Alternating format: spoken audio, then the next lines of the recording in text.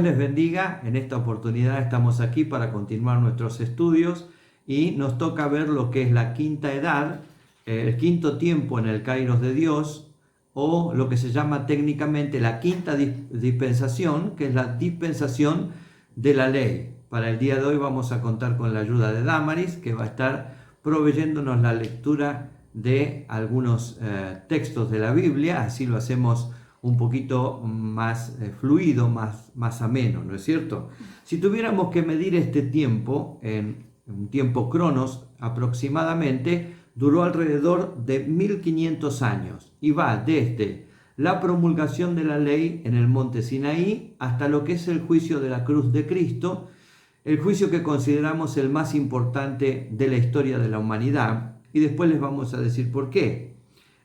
Vimos la dispensación pasada que Israel sale de Egipto por la mano poderosa del Señor, y en Etam, que es la frontera que separa a Egipto de las demás naciones, aparece la gloria de Dios para acompañar a Israel en lo largo de la travesía.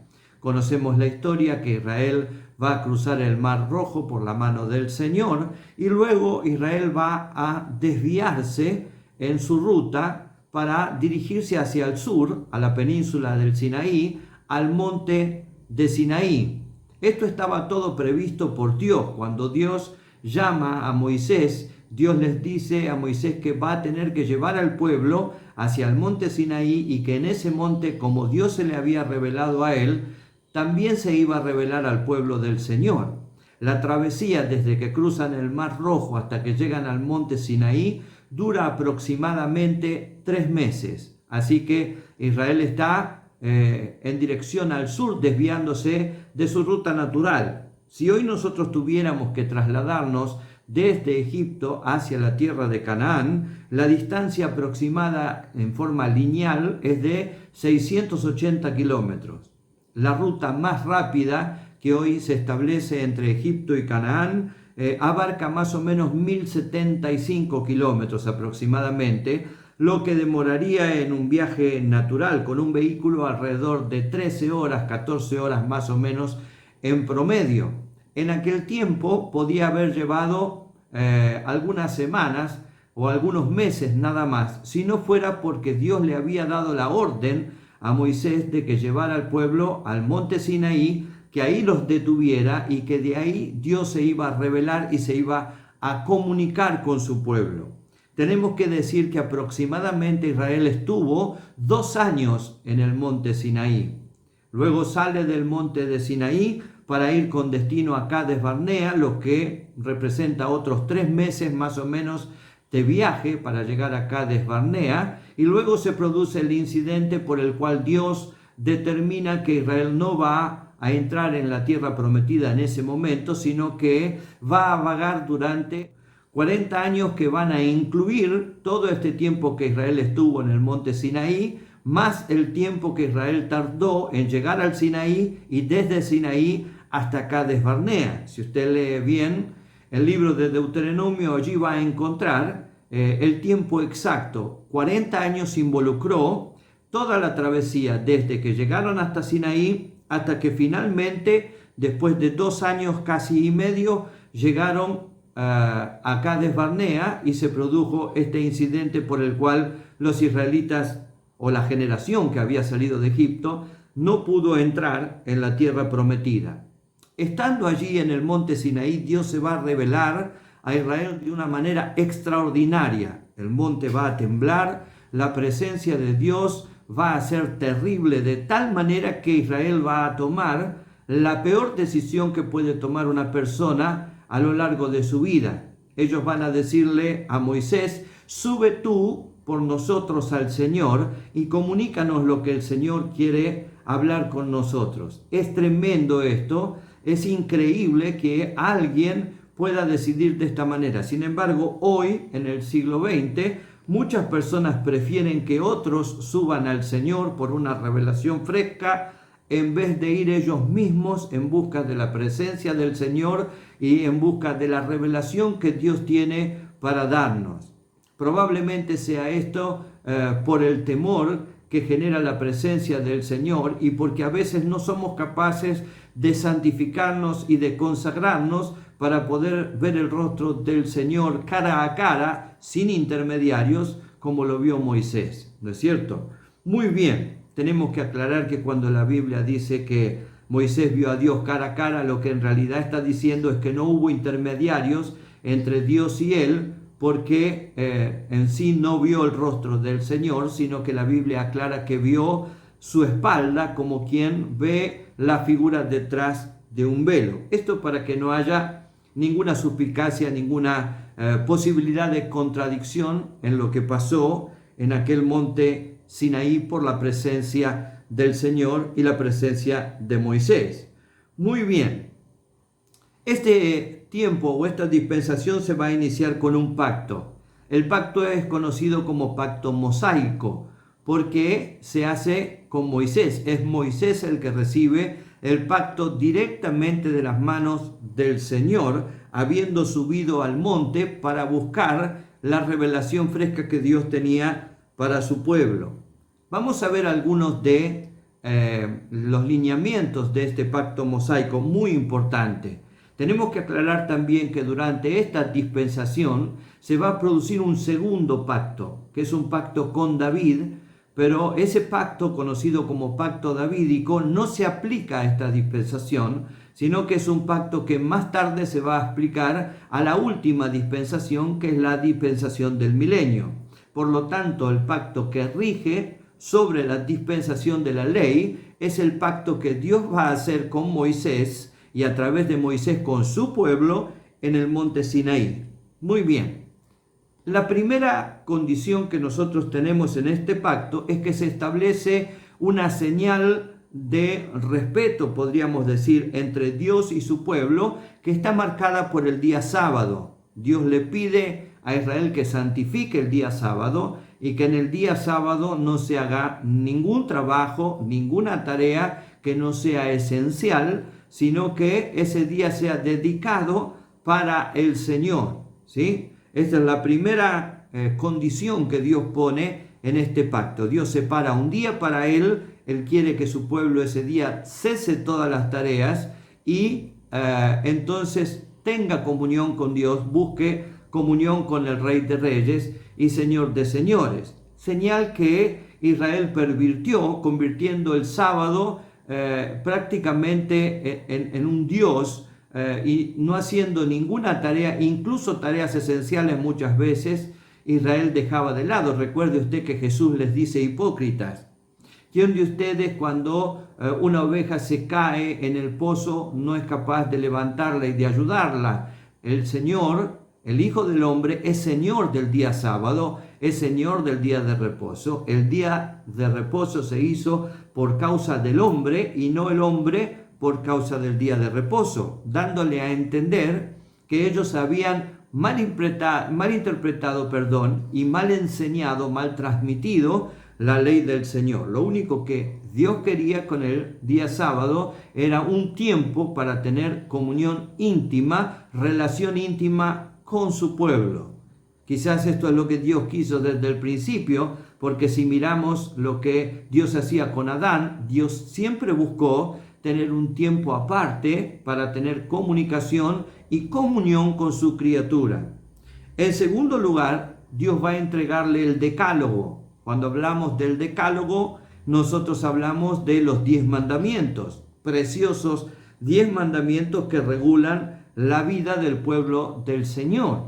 Tenemos que decir en cuanto a estos 10 mandamientos que hay 4 mandamientos en relación a Dios y hay 6 mandamientos en relación a nuestro prójimo. Algo Dios está tratando de decirnos con esto, porque de otra manera Dios hubiera hecho una división equitativa y podrían haber sido 5 mandamientos para Dios y 5 mandamientos en relación con nuestro prójimo.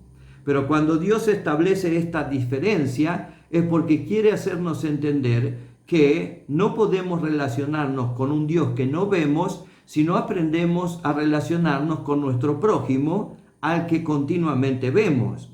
No podemos tener comunión con Dios y no tener comunión con nuestro prójimo. Hoy es un tiempo muy místico en donde la gente dice, bueno, el Señor es mi pastor, y parece que de esa manera puede prescindir de la relación con sus hermanos, con la iglesia, con sus ministros. Y entonces puede vivir enfrentado y llevando rencores en su corazón, porque total la relación es con Dios. Pero Dios enseña aquí que mi relación con Él se ve afectada si yo no tengo una correcta relación con mi prójimo, si no tengo paz con mi prójimo, si no tengo amor para con mi prójimo, si no he aprendido a perdonar a mi prójimo.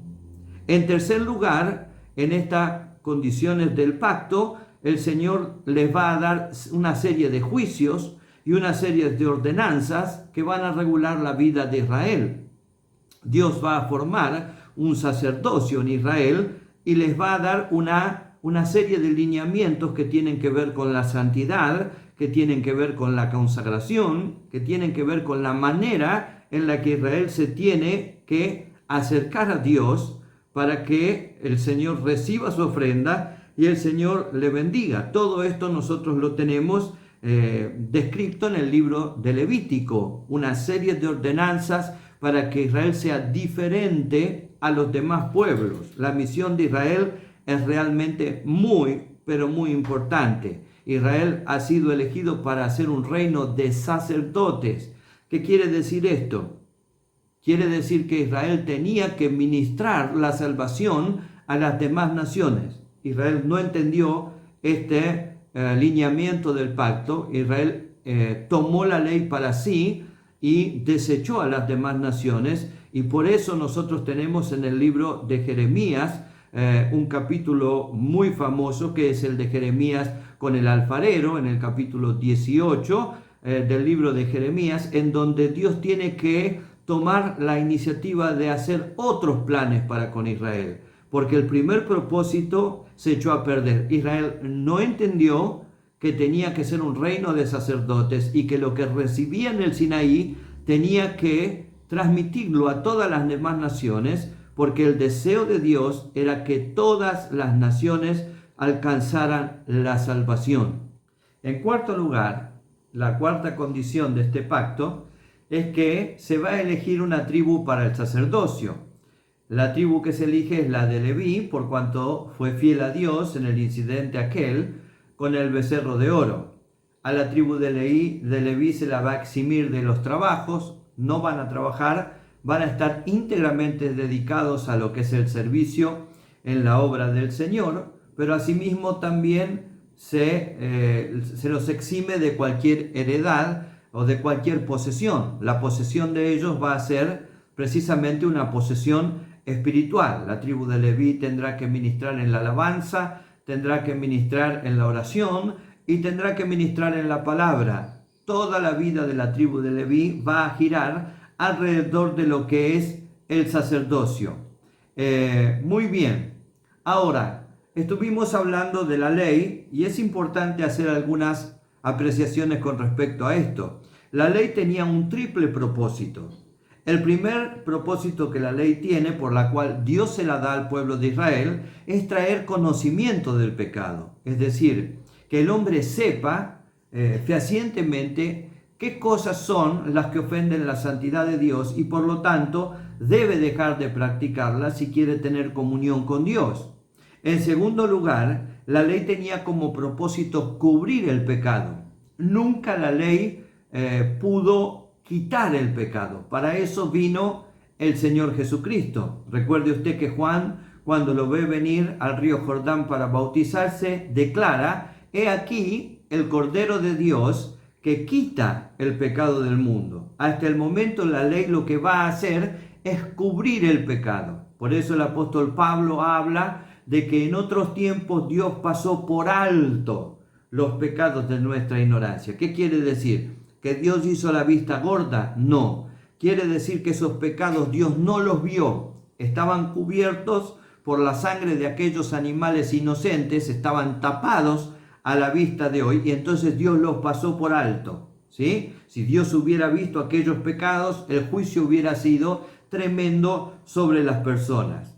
En tercer lugar, el tercer propósito de la ley es guardar un pueblo y guiar ese pueblo hacia Cristo, ¿sí? Un pueblo que no tiene que ver con una nación políticamente hablando solamente, sino que tiene que ver con todas las personas que fueran afectadas por el sacerdocio que Israel tenía que ejercer. Recuerde usted que, por ejemplo, Rahab se agrega al pueblo del Señor, siendo ella de Jericó y no del pueblo de Dios. Jetro es convencido acerca de los planes de Dios cuando Jetro había sido anteriormente sacerdote de Madián. Ruth y podríamos decir sus compañeras, pero específicamente Ruth es agregada incluso a lo que es la genealogía de Cristo, siendo ella de nacionalidad moabita. Es decir, que Dios demuestra a lo largo de la historia que lo que Dios quiere formar es un pueblo para Él que no tenga una bandera de un país a nivel nacional, sino que tenga una bandera de una nación espiritual, ¿sí? Esa era la tarea de Israel, tarea que Israel no supo llevar adelante. Ahora, por medio de la ley, ninguno de nosotros puede ser justificado. La ley, como decíamos recién, fue solo un medio para llevarnos a Cristo. Me gustaría que nosotros leamos en este momento en el libro de Romanos, capítulo 3, versículo 20, para dar claridad a este tema. Ya que por las obras de la ley, ningún ser humano será justificado delante de él, porque por medio de la ley es el conocimiento del pecado. Muy bien, ahí queda claro lo que dice el apóstol Pablo. Por las obras de la ley, ningún hombre puede ser justificado. ¿Por qué no puede ser justificado? Si acaso no declara David en el Salmo 19, versículo 7, que la ley del Señor es perfecta y es capaz de convertir al alma. Sí, la ley en sí era perfecta y era capaz de convertir el alma de una persona. El problema no estaba del lado de la ley, el problema siempre estuvo del lado del hombre, que es incapaz de cumplir las demandas del Señor. Siempre falla y por lo tanto se hace transgresor de la ley. Leamos otro versículo en el libro de Gálatas, capítulo 3, versículos 10 al 12. Gálatas, capítulo 3, versículo 10 al 12. Porque todos los que dependen de las obras de la ley están bajo maldición, pues escrito está: maldito todo aquel que no permaneciere en todas las cosas escritas en el libro de la ley para hacerlas. Y que por la ley ninguno se justifica para con Dios es evidente, porque el justo por la fe vivirá. Y la ley no es de fe, sino que dice: el que hiciere estas cosas vivirá por ellas. Muy importante esto, porque a veces escucho hermanos decir que en el Antiguo Testamento la gente se salvó por las obras que realizaba, por los sacrificios que realizaba. Pero aquí el apóstol Pablo nos dice claramente que no, que el justo es justificado por la fe, el hombre justificado por la fe y no por aquellos sacrificios. Aquellos sacrificios solamente miraban hacia el sacrificio perfecto que el Señor Jesucristo iba a hacer en la cruz del Calvario. Así que por ninguna de las obras de la ley el hombre en sí puede ser justificado. Solamente alcanza la justificación por causa de la fe. ¿Sí? Muy bien. Ahora, ¿esto quiere decir que la ley caducó? ¿Esto quiere decir que la ley fue abrogada? Hay ciertos aspectos de la ley que sí fueron abrogados, pero hay otros aspectos que no. Veamos qué dice Jesús con respecto a la ley de Moisés y veamos allí en el capítulo 22 de Mateo, Evangelio según Mateo, capítulo 22, versículo 40.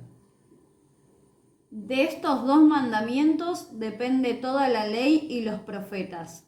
Muy bien, podríamos leer un versículo anterior también, Damaris.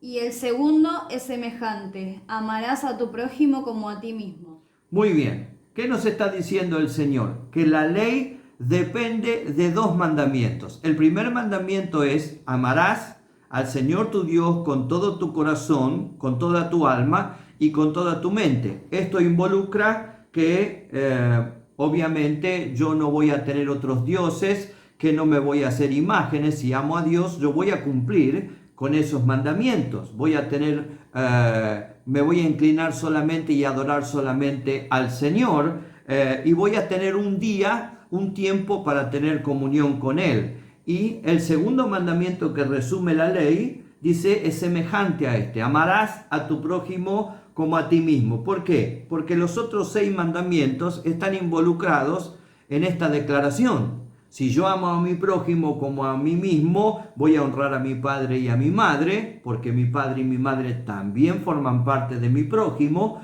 No voy a hurtar, no voy a robar, no voy a decir falso testimonio, no voy a codiciar. Y entonces la ley está cumplida en esos 2 mandamientos. Es decir, Jesús no la da por terminada, la resume en 2 mandamientos. Veamos lo que dice Pablo en Gálatas capítulo 5, versículo 14.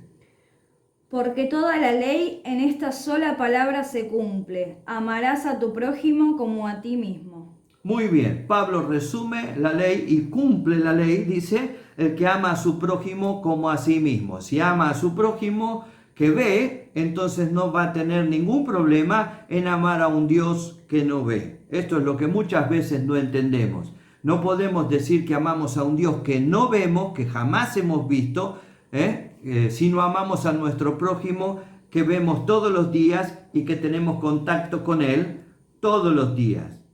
Ahora bien, veamos los 10 mandamientos ratificados en el Nuevo Testamento, por si queda alguna duda, y luego veamos las cosas que ya fueron abolidas, que no son necesarias cumplir, porque eran simplemente mirando a la obra del Señor Jesucristo, la obra perfecta que fue realizada en la cruz del Calvario. El primer mandamiento que nosotros tenemos en Éxodo capítulo 20, versículo 3, dice: no tendrás dioses ajenos delante de mí. ¿Qué tiene que decirnos el Nuevo Testamento en Mateo 4, versículo 10? Entonces Jesús les dijo: vete, Satanás, porque escrito está: al Señor tu Dios adorarás y a Él solo servirás. Muy bien, ahí en la tentación el Señor ratifica este primer mandamiento. Vete, Satanás, está escrito, esto lo tengo que cumplir. Al Señor solamente voy a adorar, no tendré dioses ajenos delante del Señor.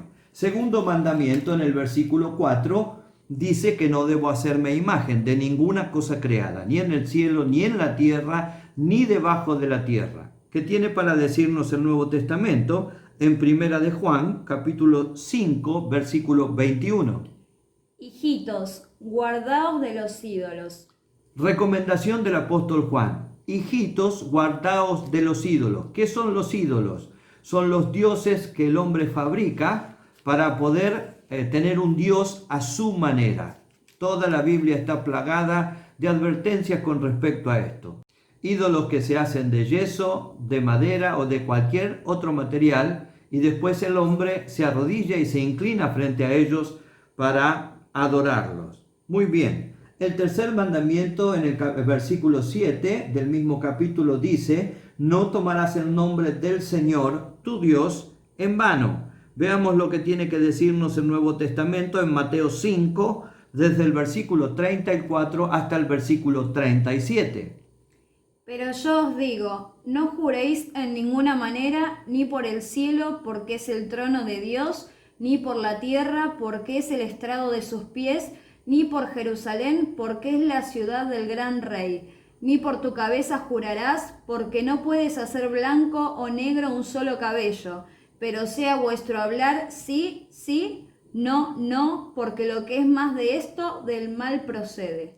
Muy bien, ¿por qué Jesús les dice esto? Porque había llegado un momento en que la palabra de las personas no valía nada, entonces para darle autenticidad a la palabra se recurría a jurar en el nombre de Dios o en el nombre del templo, ¿no es cierto? O por cosas sagradas. Entonces el Señor les dice, esto no está bien, ¿sí? Indirectamente está ratificando, este tercer mandamiento: no tienen que tomar el nombre del Señor en vano. Más vale, antes de darle autenticidad a tu palabra por tu juramento, darle autenticidad a tu palabra siendo correcto y hablando la verdad con tu prójimo.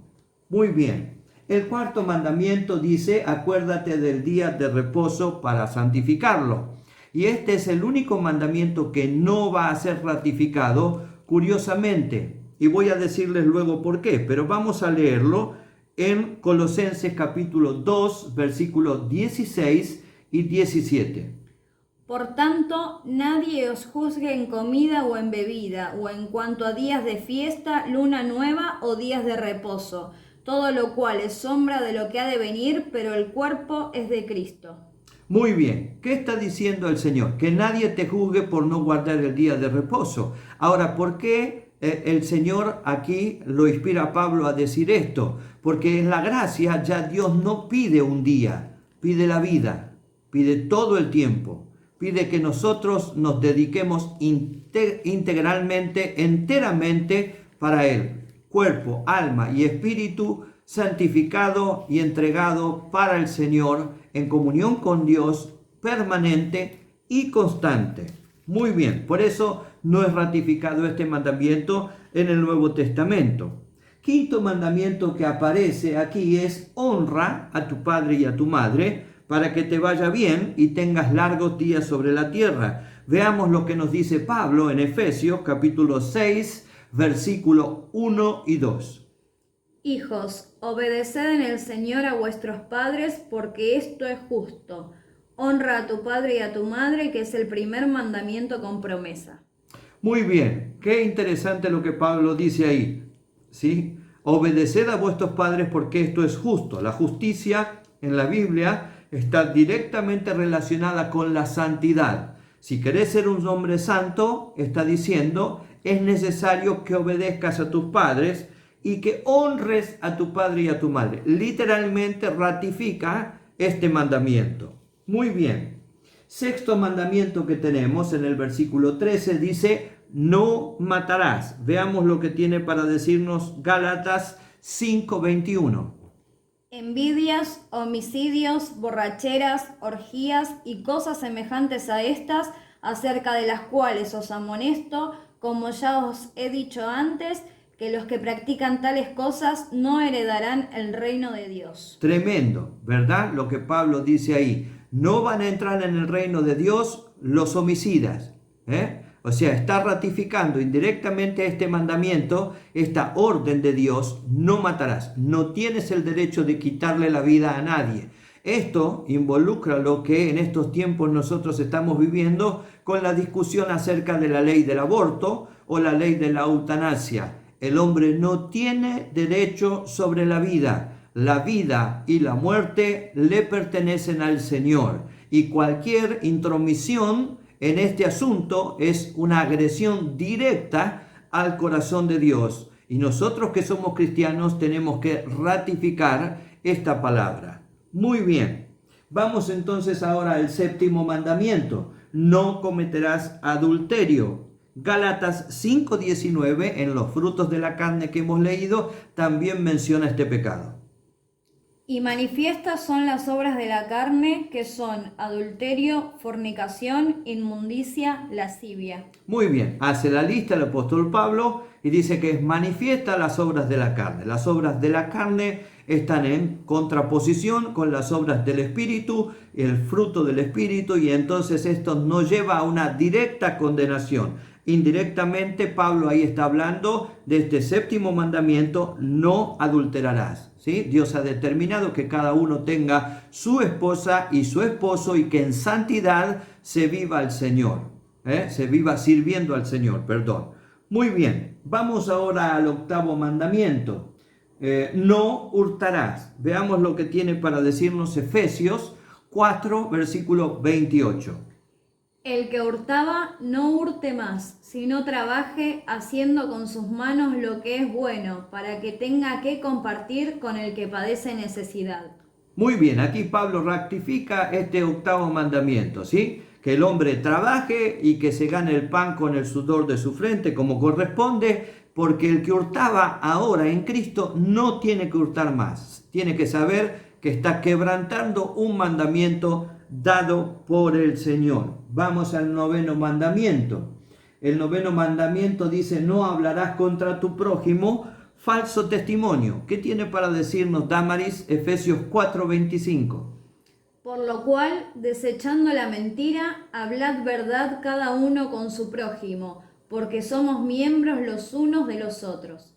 ¿Se da cuenta cómo está siendo ratificado el mandamiento? Es necesario que hablemos verdad unos con los otros porque somos miembros, ¿sí? Unos de los otros, no somos un ente separado. Entonces, no podemos dar falso testimonio contra nuestro prójimo. A veces nos vemos quizás en una situación inoportuna porque hay personas que nos piden ayuda para que testifiquemos en su favor en algunos juicios o en algunos problemas, y nosotros por amistad, sin querer, quebrantamos este mandamiento. Pero como hijos de Dios, nosotros tenemos que aprender a que nuestra palabra tiene que ser siempre basada en la verdad. Quien habla en la verdad está hablando de acuerdo al corazón de Dios, aunque esa verdad nos perjudique. Jesucristo dijo: yo soy el camino, la verdad y la vida. Quiere decir que cuando yo emito un falso testimonio, estoy agrediendo directamente la persona de Cristo, ratificada aquí por el apóstol Pablo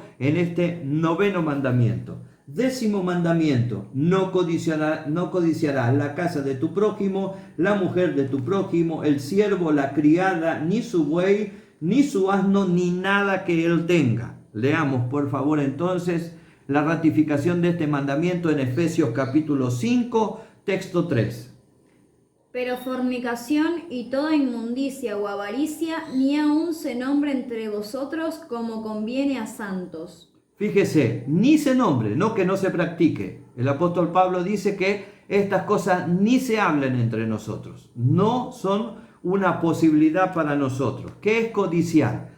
Codiciar no es querer tener, porque a veces malentendemos. Codiciar es querer tener lo que mi prójimo tiene. Eso es el encapricharse con tener eso que él tiene. Esa mujer que ya está comprometida, esa casa que ya tiene dueño, ese vehículo que ya tiene dueño. No algo parecido, algo similar, ¿sí? Lo cual sería correcto. Sino eso, porque cuando yo fijo mis ojos en lo que es posesión de otra persona, voy a hacer todo lo que esté a mi alcance para quitárselo. Inclusive puedo llegar hasta la propia muerte, como en el caso de David y Betsabé, en donde Urías el Eteo paga por la codicia de David con su propia vida. Tengamos en cuenta esto. Entonces, como vimos, los 10 mandamientos están ratificados en todo lo que es el desarrollo del Nuevo Testamento. Pero los ritos y sacrificios ya no los tenemos que practicar, porque eso miraban hacia la obra de Jesucristo. Aquellos sacrificios eran imperfectos, la obra de Cristo fue perfecta, por lo cual ya no es necesario que nosotros los observemos. Pensar en observar estos sacrificios y en guardar estas fiestas solemnes es volver hacia atrás de la cruz de Cristo, y esto, créanme, que no nos conviene. Este fue el problema de los Gálatas, por el cual Pablo habló duramente con ellos. ¿No es cierto? Nosotros estamos de este lado de la cruz y no de aquel lado. Nos conviene, les digo en serio, y tomen en cuenta esta palabra, estar de este lado de la cruz. Son mucho más las ventajas y las bendiciones. Vamos a ver qué dice Gálatas capítulo 3, versículo 10 al 14, para que nos quede un poco más claro todo esto. Porque todos los que dependen de las obras de la ley están bajo maldición, pues escrito está: maldito todo aquel que no permaneciere en todas las cosas escritas en el libro de la ley para hacerlas. Y que por la ley ninguno se justifica para con Dios es evidente, porque el justo por la fe vivirá. Y la ley no es de fe, sino que dice: el que hiciere estas cosas vivirá por ellas. Cristo nos redimió de la maldición de la ley, hecho por nosotros maldición, porque está escrito: maldito todo el que es colgado en un madero, para que en Cristo Jesús la bendición de Abraham alcanzase a los gentiles, a fin de que por la fe recibiésemos la promesa del Espíritu. ¿Se da cuenta que nos conviene? Quien está bajo la ley y quiere observar la ley está bajo maldición. Quien está en Cristo fue redimido, ¿sí?, de la maldición de la ley, por lo cual es libre. Así que nos conviene estar en Cristo y no volver hacia atrás y querer practicar los ritos y los sacrificios de la ley de Moisés. Todo aquello era sombra de lo que se iba a cumplir en Cristo. Fíjese hasta qué punto es sombra que durante toda la ley de lo único que se habla es de un redentor. Redentor es el que paga el precio, el que compra. Y eso es lo que Cristo hizo por nosotros en la cruz del Calvario, haciéndonos libres y poniéndonos en una posición de bendición y no de maldición como estábamos antes de que Él diera su vida por nosotros. Veamos ahora también Santiago capítulo 2, versículo 8 al 11. Si en verdad cumplís la ley real, conforme a la Escritura, amarás a tu prójimo como a ti mismo, bien hacéis. Pero si hacéis acepción de personas, cometéis pecado y quedáis convictos por la ley como transgresores. Porque cualquiera que guardare toda la ley, pero ofendiere en un punto, se hace culpable de todos. Porque el que dijo, no cometerás adulterio, también ha dicho, no matarás.